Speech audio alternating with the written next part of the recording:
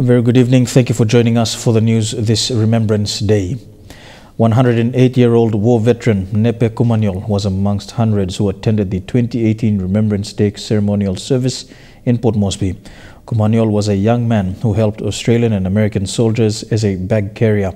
He laid a wreath at the war monument as a sign of respect and remembered his fellow bag carriers who have since passed on.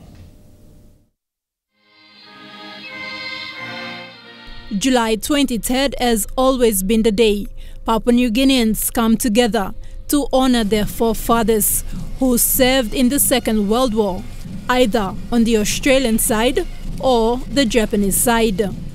For 37 years, similar ceremonial services have been held in centers where the war was fought to remember those who perished and those who helped. In Port Moresby, a service held at the Remembrance Park united close to 2,000 Papua New Guineans, members of the diplomatic corps, and military representatives from Australia, New Zealand, United States, and Japan, as those who fought in the war were thought of. Representing the head of state, Deputy Parliament Speaker Jeffrey Komal described the Second World War as a significant event that set democracy for Papua New Guinea. Today is a day that we have reserved for all Papua New Guineans to stand together as one nation, one people, and one country to do one thing, which gives us pride as Papua New Guineans. The Second World War came to Papua New Guinea in 1942 when Japanese soldiers under the command of Major General Aritaro Ori invaded Rabaul in East New Britain. Between 1942 and 1945, there were numerous battles fought in Milne, Morobe, East Sepik, and along the Kokoda track. Many of our forefathers, including Nepe Kumanyol, served as bag carriers, infantrymen, or just companions.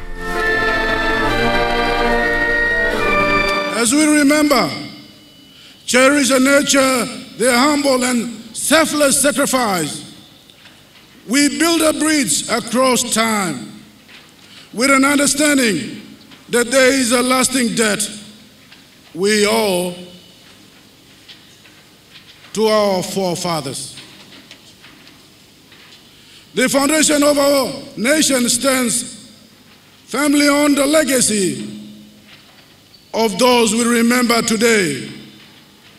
It is our duty to ensure their sacrifice continues to be remembered and honored. Renowned as the Fazewazi Angels, their assistance in those battles has led to the great friendship Papua New Guineans now enjoys with the countries that fought in the war. Similar celebrations were hosted in Wewak, East Sepik Province. Teklagunga, National MCV News. Women leaders in churches and development partners have concluded a workshop on conflict prevention and fostering a culture of peace in Goroka. The workshop, supported by UN Women, had participants from the autonomous region of Bougainville, government representatives, and those within the civil society.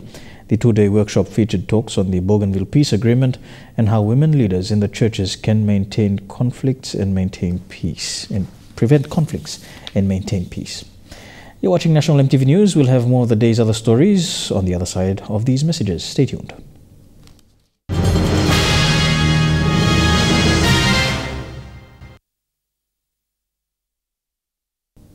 Welcome back to National EMTV News.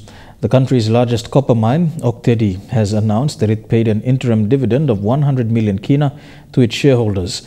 The payment, made on July the 20th, saw the state receiving 67 million kina, with the balance of 33 million kina divided between the Fly River Provincial Government, CMCA and mine communities.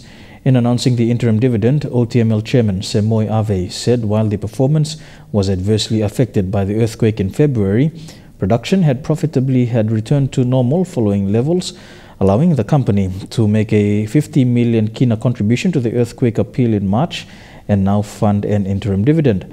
However, Semoy cautioned that while the outlook for the second half of 2018 remains positive, the recent decline in copper price and the ongoing cash requirement to complete the replacement and relocation of the in-pit crusher meant that the OTML board continued to exercise prudence. Residents from all around Port Moresby converged on Gerehu Secondary School this morning for New Island Day celebrations. Despite the sweltering heat, young and old alike came together to celebrate everything New Island. This morning, New Islanders from across Port Moresby packed the Gerehu Secondary School to celebrate this year's New Island Day.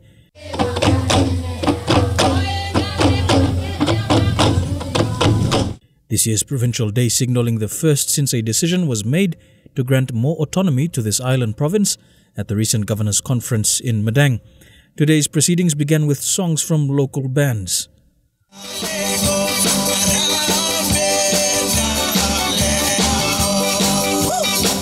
Followed by cultural performances, these women from Anir were the first to perform.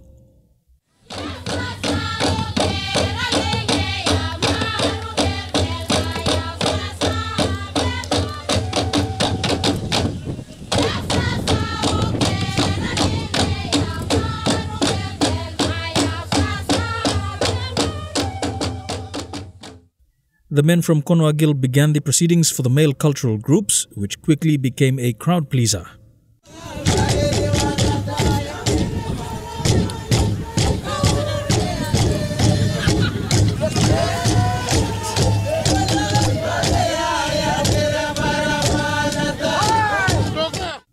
All in all, it was a relatively peaceful celebration, with many using the day to proudly display their New Island roots.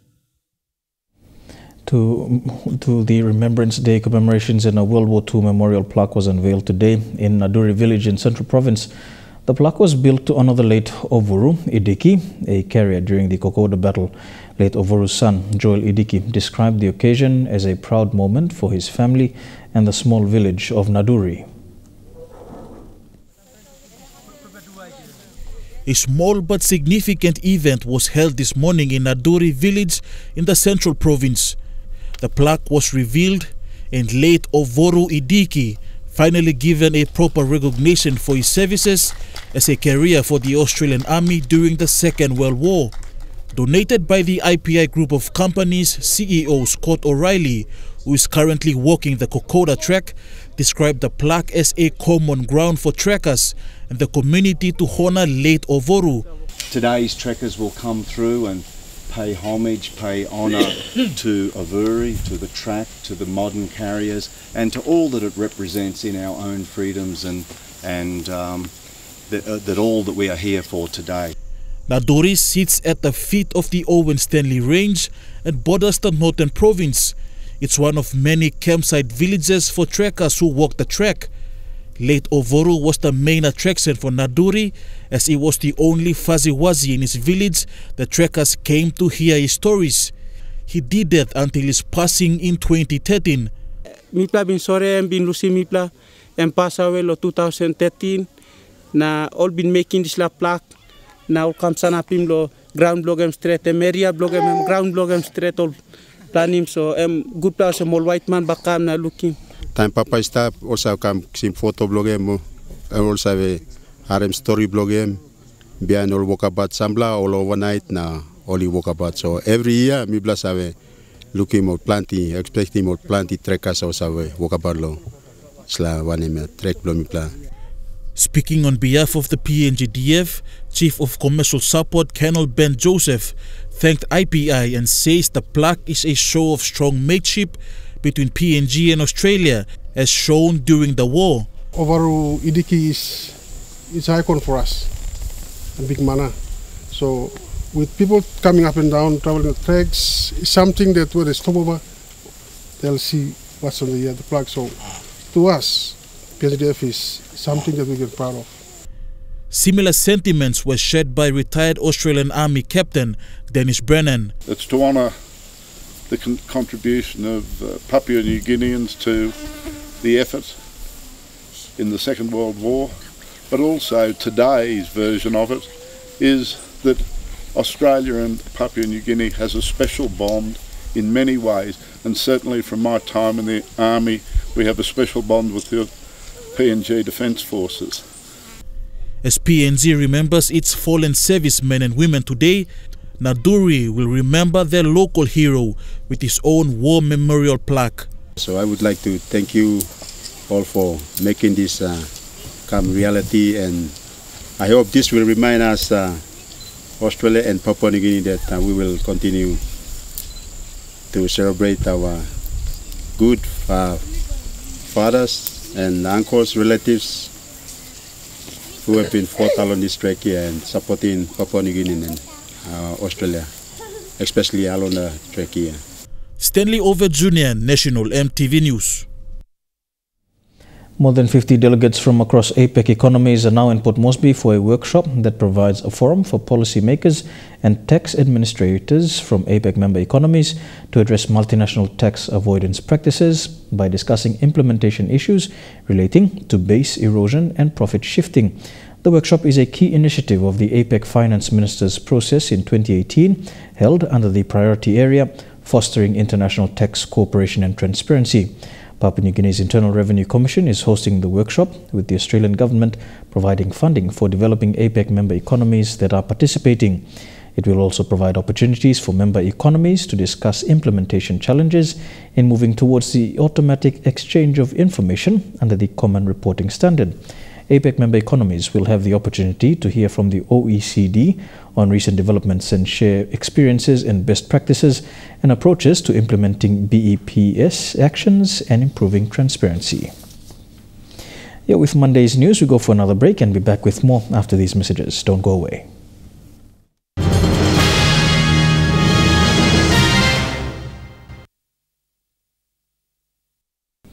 Welcome back to the news.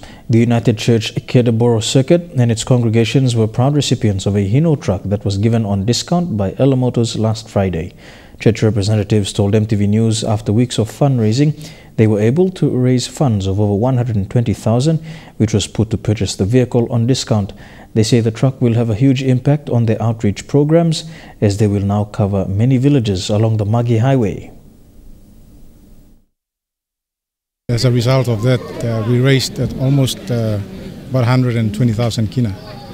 Part of the proceeds went to, of course, paying the restaurant that we hired, and the balance of it went towards the purchase of the vehicle. As I mentioned earlier, the cost of the vehicle was reduced. The vehicle will be heavily used for church activities along the highway.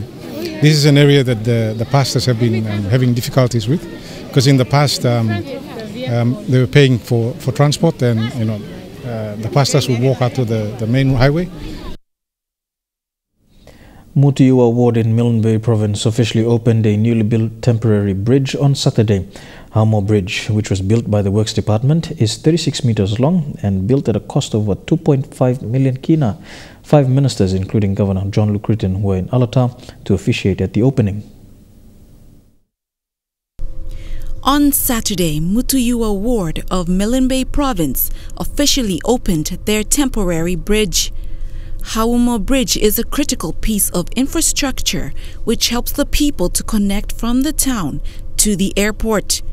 According to Works Minister Michael Nali, the bridge is a bit too low. Next one that we build, we must lift the base of the bridge and make it a bit more higher. Because of the amount of gravel that comes down this way, there may come times in life when we might need an excavator or a dozer to go under the bridge to make sure that the bottom part of that bridge is cleared all the time so water can flow. Alotau Open member and Deputy Prime Minister Charles Abel mentioned that they will need a permanent bridge as it is on the national highway. However, this is a start of many good things to come. West Hawala and Suau side people, Sagarai people, and of course many of our people that move up and down to the airport. This is a very important piece of infrastructure, Minister Nali, and we've been having headaches with this particular river here for many, many years. And it's a similar issue on the other side, Golanai Bridge, same thing. Critical access to town is affected by these two pieces of infrastructure. Milne Bay Governor Sir John Kaupa also agreed with the Works Minister that the bridge was too low.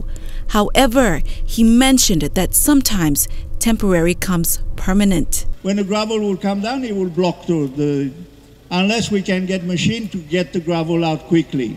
But as you know, when there's big rain, there's a lot of gravel. So the good things about this creek is straight now. We got material to build more building in Alotau. Governor Critton commended the 5 ministers who were present for the opening of the temporary bridge. He also mentioned that this is another critical asset to the people of Milne Bay. Lilian Soperakinea, National MTV News, Alotau. Turning overseas now, the monsoon season is proving deadly in Vietnam, with at least 19 people dead after a tropical storm hit the region. A dozen more are not counted for following flash flooding and massive landslips. Officials say the bad weather isn't over yet.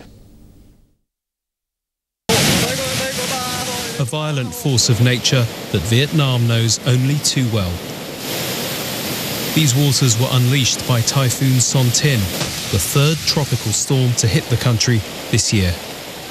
It made landfall on Wednesday evening, damaging infrastructure and crops through Thanh Hoa and Nane provinces. En Bai, like many other areas of the country, continues to suffer floods and landslides in the storm's wake. Nationwide, around 4,000 houses have been damaged and thousands of hectares of crops have been destroyed. These waters have come quickly, but it will take much longer to repair the damage. Vietnam's rainy season is between June and November, and storms and floods frequently claim hundreds of lives.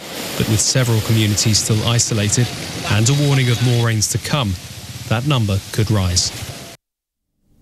They are hailed as heroes of the Syrian conflict. The volunteer rescuers, known as the White Helmets, have for years risked their own lives to pull civilians from rebels after airstrikes. Hundreds have been evacuated as state forces advance in Syria's southwest. Rescuing the rescuers. Syrian civil defense volunteers and their families evacuated into Jordan and to safety. These pictures, filmed by the Israeli army, show its troops escorting the White Helmets from the Syrian border, escaping Assad regime and Russian forces. Israel's Prime Minister said it was an urgent international operation.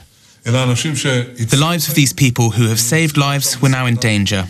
I therefore authorise the transfer via Israel to other countries as an important humanitarian gesture. They'll now be resettled in Britain, Canada and Germany. The Foreign Secretary, Jeremy Hunt, called the White Helmets the bravest of the brave, adding, in a desperate situation, this is at least one ray of hope.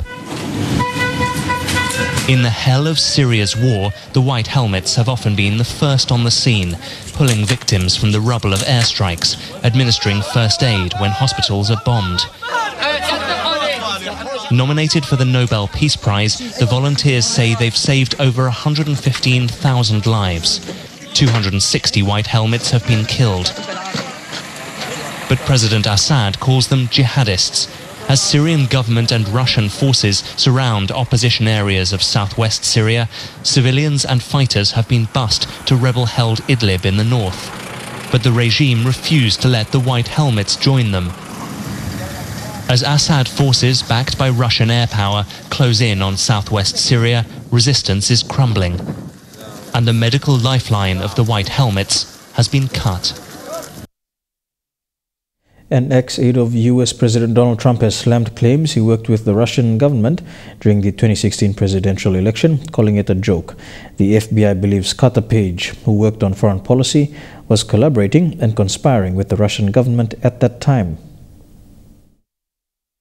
The FBI documents bluntly call then-Trump campaign foreign policy advisor Carter Page an agent of a foreign power with ties to Russian intelligence officers and accuse Page of collaborating and conspiring with the Russian government. Those allegations part of a 400-page wiretap application from the early stages of the FBI's Russia investigation, released under the Freedom of Information Act. Much of the material heavily redacted reacted. There's even a 2013 letter where Page describes himself as, quote, an informal advisor to the staff of the Kremlin. I sat in on some meetings, but, to call me an advisor, I think, is way over the top.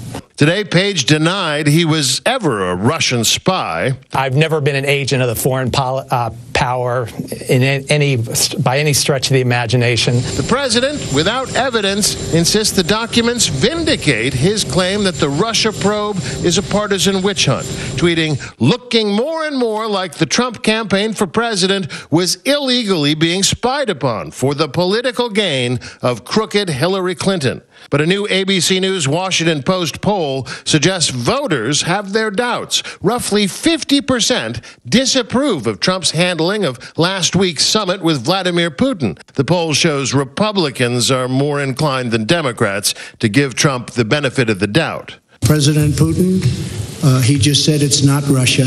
I will say this, I don't see any reason why it would be. No doubt Trump's own mixed messaging hasn't helped. The sentence should have been, I don't see any reason why it wouldn't be Russia. These are serious matters, and I think there's no ignoring the fact that for whatever reason, this president acts like he's compromised. We have an incredible recovery story now of a man who was struck with a mystery paralyzing illness at just 12 years old. 4 years later, his mind woke up, but he spent 9 terrifying years unable to tell anyone he was conscious. A care person eventually realized, and Martin was able to re-engage using computer technology. Today, he's 39 years old and an author, athlete, and about to become a father. This is Martin Pistorius. He was born in 1975. As a child growing up, I was perhaps a little quieter than most, but happy, healthy, and always busy with something. And then, aged 12, he fell ill. I came home from school with what seemed like a cold, and within months I was an empty shell of the vibrant little boy I once was. The next 4 years were a blank. But then, age 16, his mind woke up, but not his body. No one knew he was awake. Being unable to communicate was the worst, most terrifying feeling ever. I was utterly powerless. I often wished I could tell people I was in pain, or reassure my mum that she was a good mother, and to simply tell people that I loved them. 9 years later, a carer began to realize Martin was conscious. He was given a computer to communicate and began to regain the use of his upper body. I found readjusting to life really difficult. It was absolutely wonderful, but also scary and very daunting. There was so much I didn't know. And here he is today. He's a wheelchair racer. He's written his autobiography. He has a degree. And in 2009, married Joanna. And then? In April, we found out we were having a baby. We were both very surprised, perhaps a little shocked, and very excited. I think the most difficult thing about fatherhood for me will be finding effective ways to communicate with the baby. I have experienced extreme loneliness, but it taught me to be comfortable with my own company. I think it is easy to take communicating for granted. Everyone says actions are more powerful than words. But I wonder, communication is one of our most powerful tools. And is it not our words that lead to action? If you're afraid of heights, now might just be a good time to zone out for a minute or two. Spectators in Paris have watched a tightrope walker performing in front of one of the city's most iconic sites.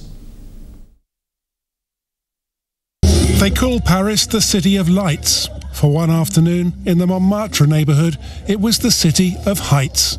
With the skyline as her backdrop, French tightrope walker Tatiana Mossier-Begonia started 35 metres above Montmartre Hill and inched her way towards one of the city's most famous sites, the Sacré-Cœur Basilica.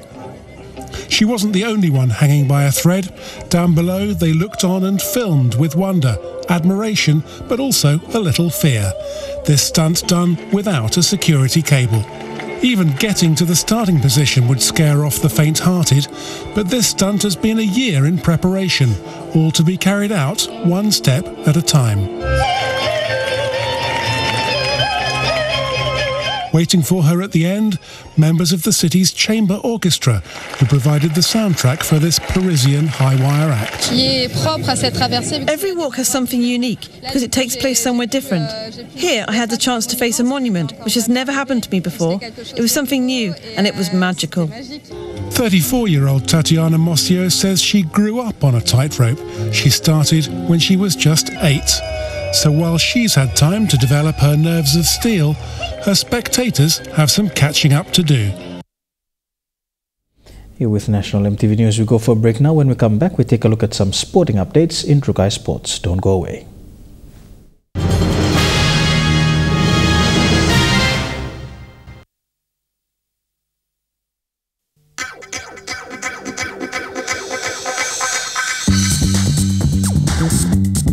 Trukai Sports.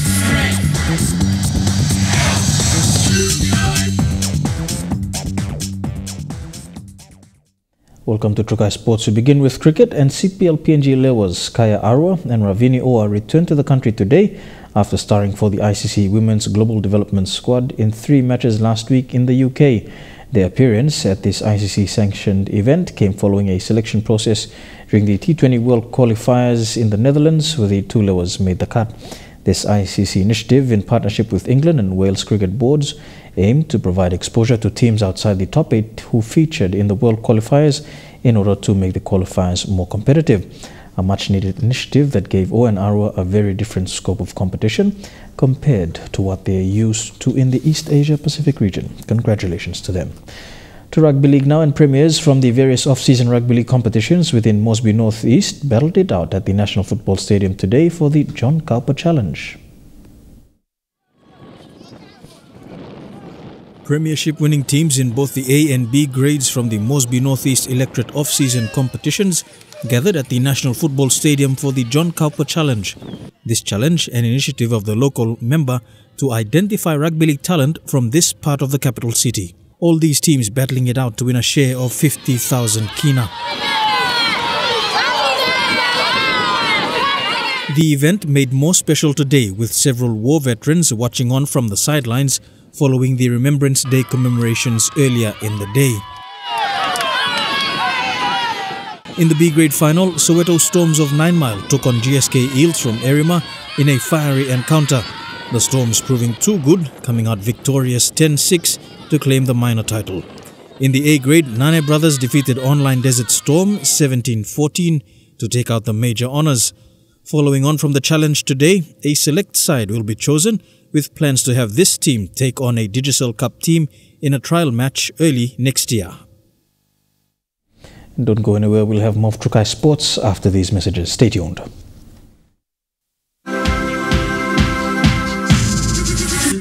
Trukai Sports.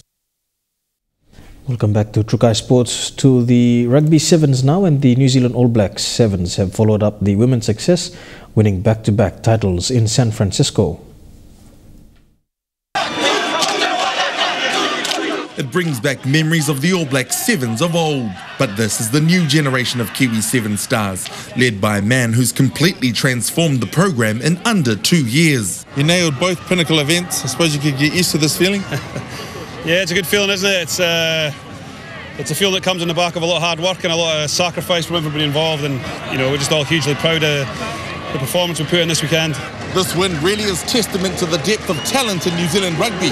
Rookie Aquila Rokolisor came off the bench to score a crucial try, and he wasn't even part of the squad at the start of the year. Up 19-12, the injury replacement sealed the win and his second gold medal since debuting in Hong Kong the week before the Commonwealth Games. Where were you before Hong Kong? What were you doing? I was just pretty much working as I was a spucky, house wiring and stuff. Fellow Fijian Joe Ravovo debuted last year and was the tournament standout, leaving San Francisco as the top try scorer and MVP. Then there's Trail Joss. Doctors said his life was at risk if he continued playing sevens, but coming back from heart surgery, he's now one of the best in the world. It taught me a lot, resilience and to get back up when times are tough and they don't hang around forever. Those at the top hoping the team's tough times are over.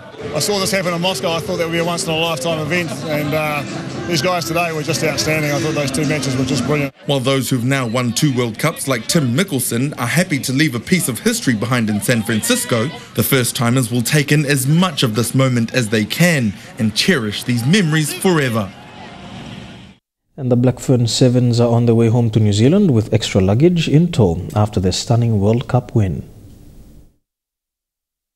The next generation in awe of their world champion superheroes. The day after their crowning glory, the Blackburn Sevens the centre of attention, showing off their sparkling prize. To take a Rugby World Cup home to New Zealand is amazing, and I can't wait to show the public what it looks like. New Zealand continuing its celebrations today with more dazzling moves, this time in the stands. But one thing they're celebrating the most is inspiring young female players. They're out here for the first time watching. It's cool that we could put on a bit of a show, and now they're coming up to us asking how they can get into rugby, so it's pretty special. A highlight of the on-field celebrations, their rousing haka, a big reason for their success. So it's our own individualised haka, and it's that feeling that you get when you perform it. You kind of just black out and end up just going with it, really. They have just 6 weeks off before coach Alan Bunting will put them through their paces in preparation for the next World Series. It's the only major trophy they didn't win this year. So we're just going to keep winning. I want to keep bringing home trophies for New Zealand and keep building momentum to Tokyo 2020, because ultimately that's the goal. The history-making world champions now heading home to show off their glory. To golf now, and Francesco Molinari has become the first Italian to hoist the claret jug, but the storyline everyone's talking about is former world #1 Tiger Woods being in contention again at a major championship. The two played together in Carnoustie in what appeared to be the final day everybody was preparing to watch. Tiger fans, this was like Christmas coming early. Yeah, beautiful. The fired-up fist pump, the trademark red shirt, the lead in his sights. Sunday at a major suddenly felt as familiar as the former world #1's read of the greens. While Tiger was charging, others were going backwards. A double bogey on the 6th cost defending champion Jordan Spieth the top spot. All of a sudden, Woods was leading a major in the final round for the first time since 2011. Or was he? He found the bunker at the 10th. At the time, I thought that was the tournament.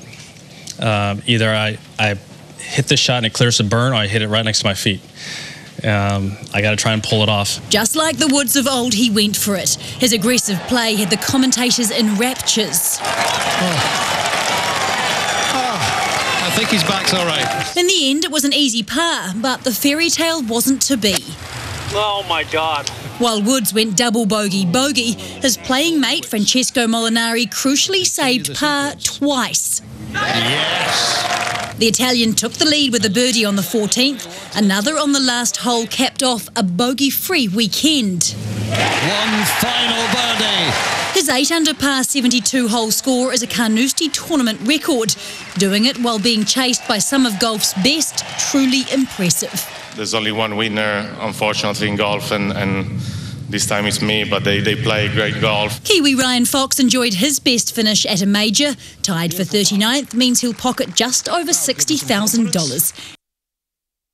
The Wellington Phoenix have announced 2 new players joining their team. New coach Mark Redden bolstered the squad's attack. David Williams and Mitch Nichols arrive at the club with more than 370 A-League appearances between them, after both having spent some time aboard. I think my game's gone up to a different level, so now I think if I can be playing with a good quality team, then I just really think we can create something special here. The signing caps off a turbulent 12 months for Nichols, who was arrested in Sydney last year for cocaine possession. Appreciate what Mark's done, but it's up to me to perform. I'm doing the right things on and off the field, and performing on the field and winning games. That's all I can do. Nichols is on a 2-year deal with the club, but Williams signed for a year. Meanwhile, German midfielder Mesut Ozil has quit international football. Ozil was part of Germany's failed World Cup campaign, but says he no longer wants to wear the shirt after what he calls a race-driven agenda against him. Ozil, who's of Turkish descent, has been criticised for that cup performance as well as for meeting Turkey's president, who's been accused of human rights abuses. Back to Rugby Sevens, and the PNG Pukpuks have proven their worth at the inaugural performance at the Rugby Sevens World Cup. Playing for 21st position against Tonga, the Pukpuks put all their efforts into their final push, finishing on a high note, securing the 21st position, beating Tonga 31 points to 14. South Pacific nations. Consistently keeping up with their performance since day one, PNG Pukpuks were hard against a strong Tongan side to play for the 21st placing. Shirts, white shorts, Tonga all in red. Pukpuks, eager to win the final match, saw them intercept first to go past the big guns to score their first try. With lack of defence from the Tongans, Pukpuks, using their fast and brilliant footwork, made it impossible for Tonga to place their hands on the Pukpuks. And it shows with Sevens you can't expect anything. Still going strong, the Pukpuks were like lightning, getting past through every little gap to end themselves their second try. With another one for Papua New Guinea. Tonga, looking to equalise the score, were too weak to catch up with the Pukpuks before half-time. Half-time score, Pukpuks 14, Tonga 7. Sevens Rugby World Cup, he shows what he's all about. In the second half, it was a chasing game as Tonga tried everything they can to catch up with the Pukpuks. But Pukpuks, on the other hand, used every skill they had to keep Tonga away from their try line. 100th try in Rugby World Cup Sevens history, so that was a nice moment. Pukpuks still going strong, fed on Tonga's weak points to score 2 more tries to bring their score up to 21. Oh, they've come up with a couple of peaches here. It wasn't long before Pukpuks added another 7 points just at full-time whistle to bring their score to 31 points. What a try to seal this match for Papua New Guinea. Full-time score, Pukpuks 31, Tonga 14. Pukpuks ended the Rugby Sevens World Cup successfully to finish on the 21st spot. Not bad for the Pukpuks. Godwin Aki, National EMTV Sports. And that ends it for Trukai Sports this evening. We go for a break. When we come back, the weather details for the next 24 hours. Trukai Sports.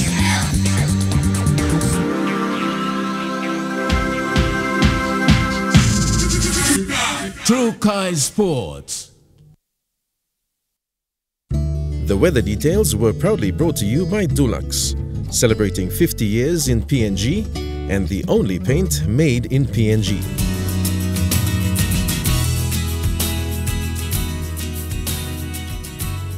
A look at the weather forecast for the next 24 hours in the southern region. Port Moresby, Daru and Kerma can expect mostly fine weather.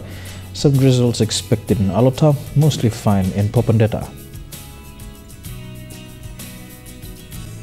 To the Momasa region, mostly fine in Leh and Madang, some rain periods expected in Wal, cloudy weather in Wewak, some showers expected in Vanimo. To the New Guinea Islands region, a shower or two expected in Lorengau, Caving and Kimbe, some showers expected as well in Kokopo, Rabaul and Buka.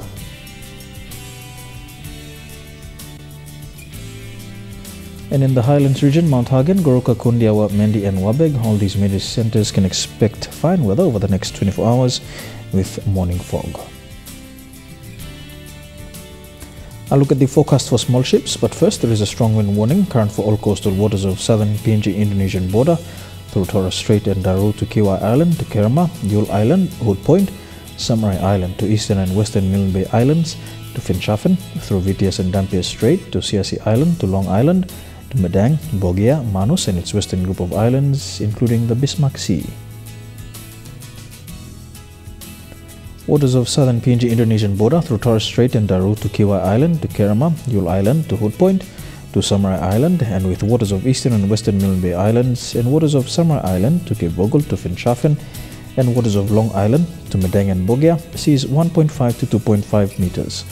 Waters of Finchafen through Vitias and Dampier Strait to CSE Island to Long Island, and with waters of West New Britain, seas 2 to 3 meters. Waters of Bogia to Wewak, Aitape, Vanimo and the northern PNG Indonesian border, seas 0.5 to 1.5 meters. Waters of Manus and its western group of islands, seas 2 to 2.5 meters. And waters of East New Britain to New Island and Bougainville, seas 1 to 2 meters.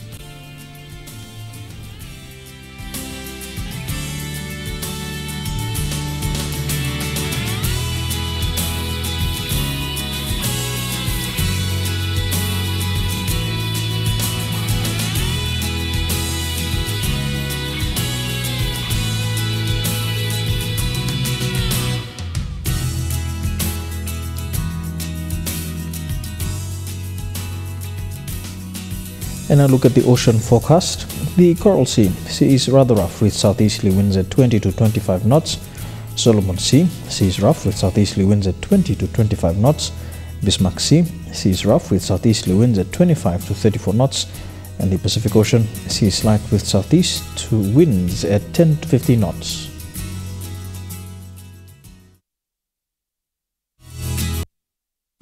The weather details were proudly brought to you by Dulux, celebrating 50 years in PNG and the only paint made in PNG. And before we go, a recap of our top stories this evening. Veteran war hero attends Remembrance Day commemoration, war carrier recognized along Kokoda track, and New Ireland Provincial Day celebrations draw crowds in Port Moresby. And that has been the news, sport and weather for today, Remembrance Day. On behalf of the MTV News team, enjoy the rest of your evening on your number one to watch. Good night.